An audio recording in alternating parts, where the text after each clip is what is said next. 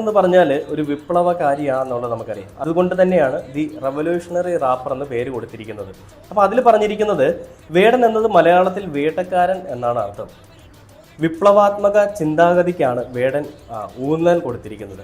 സാമൂഹിക നീതിയെയും അട്ടിമറിക്കപ്പെട്ട സമൂഹങ്ങളുടെ അവകാശങ്ങളെയും കുറിച്ചാണ് അദ്ദേഹത്തിൻ്റെ സംഗീതം കൂടുതലായും ഈ പറയുന്ന ശ്രദ്ധ കേന്ദ്രീകരിച്ചിരിക്കുന്നത്. വേടൻ്റെ വരികൾ പീഡിതരുടെ പോരാട്ടങ്ങളുമായി ആഴത്തിൽ ബന്ധപ്പെട്ട് കിടക്കുന്നു.